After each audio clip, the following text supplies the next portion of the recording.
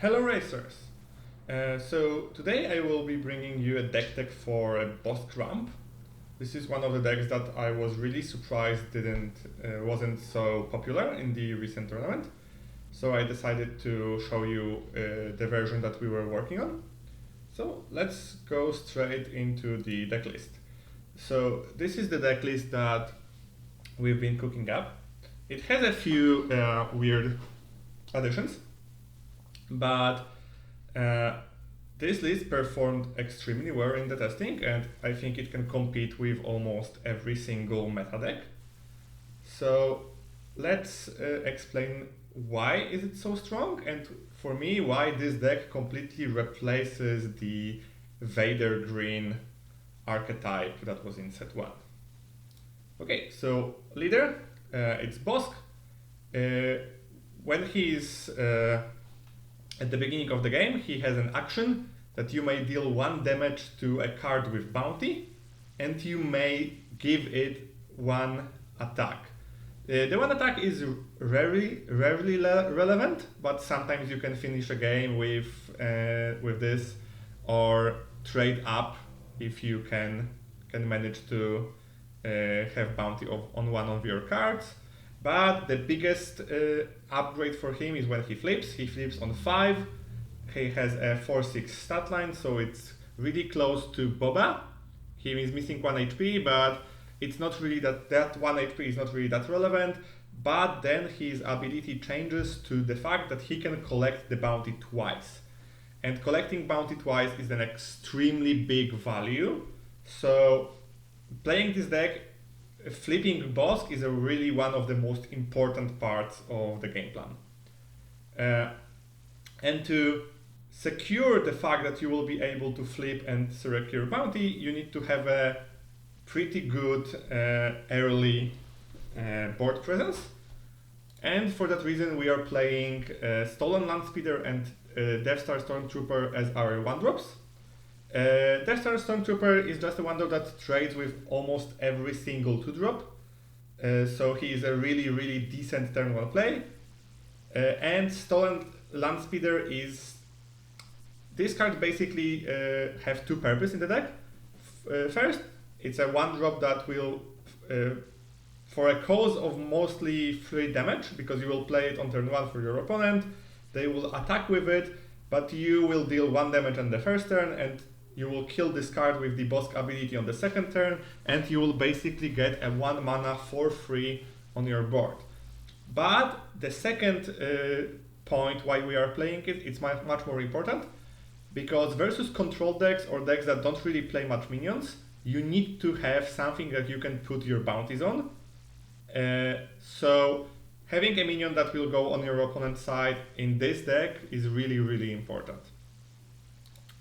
For the 2-drops, we basically play only Kylo TIE Silencer, and we can also remove our opponent's minion on turn 1 with Force Choke, but we are most likely to play a bounty or a 1-drop unit on turn 1, because we didn't want to leave too much space in the deck.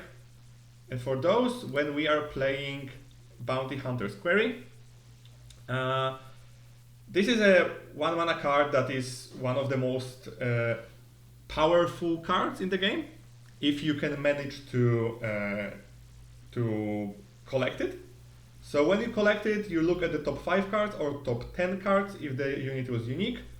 You pick a unit that costs 3 or less and play it for free. And because our deck plays so many really powerful 3-drops, and the fact that if Bossk is on the board, you will basically get 6 mana of worth of minions for 1, can make it extremely hard to deal with the board of Bossk when that happens. And the 3-drops we are playing are really specific and have a really each of them has a really important place in the deck, and the most important is the client. Even though he is off color, with Bounty Hunter's Query we can play him for free, so we will not be paying the additional 2 mana. he's a 2/5 shielded unit that gives something bounty, and in Bossk, this is an additional way to deal the damage from the ability, but it's also a really good unit to go versus Sabine or an aggro deck, because healing 5 is an extremely big amount of damage that you will be preventing. And the rest of the free drops are Super Laser Technician for ramp, Dark free Stormtrooper for preventing more damage and having a Sentinel, and we have 2 ships, so Star Viper and Punishing One. Star Viper is mostly here because of the Restore 2, so he's one of the few units for 3 mana that basically have a 5 damage dealing 5 damage prevention. So you deal 3, you restore 2, so it's basically a 5 damage that in racing was removed from your opponent. And Punishing One is just an extremely well-statted minion that also have the ability to be ready when you kill something that you put a bounty on, so it's just a really good fit in the deck. So this is the unit you will be picking up from the Bounty Hunter's Query. And if you didn't use Bounty Hunter's Query, you could also use Price on Your Head or Resupply and Super Laser. So we are playing a 9 or 8 in this case because we are playing only 2 resupplies, ramps, and this is the second part of the deck. First one, we can use the Bounty Hunter's Query to just flood the board, but the second way, and this is the why the deck is called Ramp Bossk, is that we can ramp extremely quickly.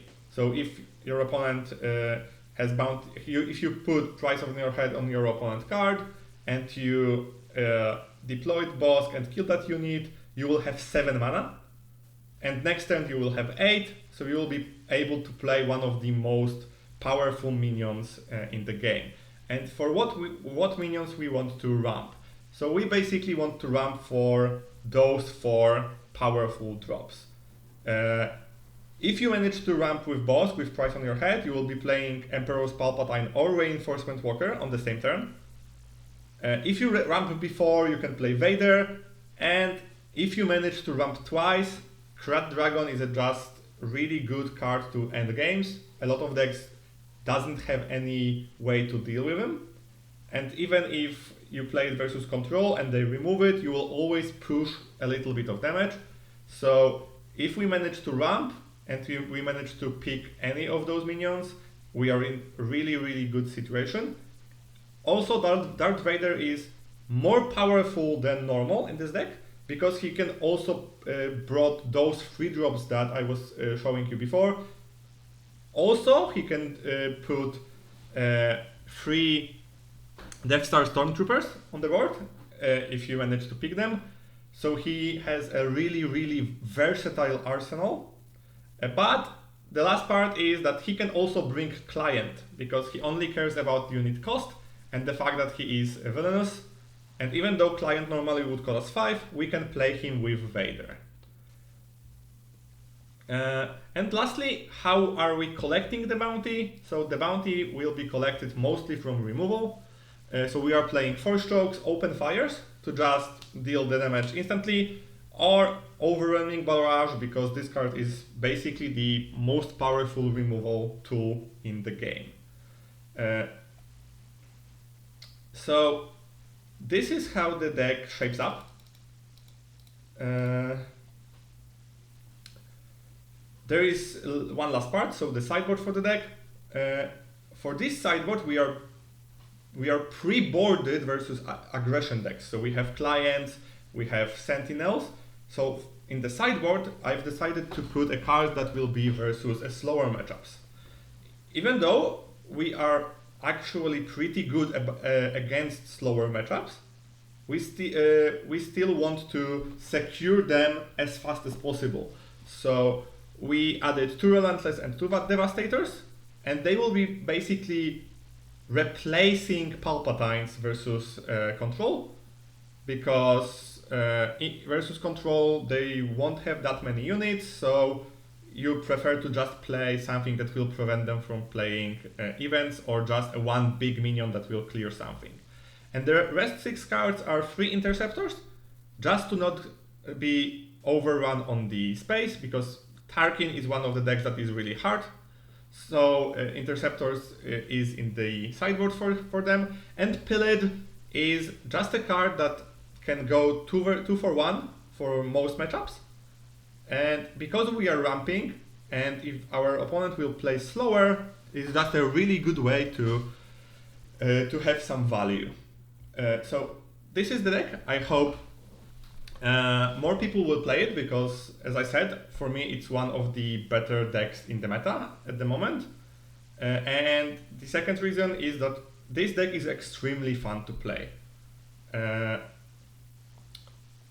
On our next video, we will bringing you some matchups and some tricks for the deck. And if you have any questions about the deck, please feel free to comment. And also, if possible, you can comment about what decks to do a deck next. Thanks everybody, and bye.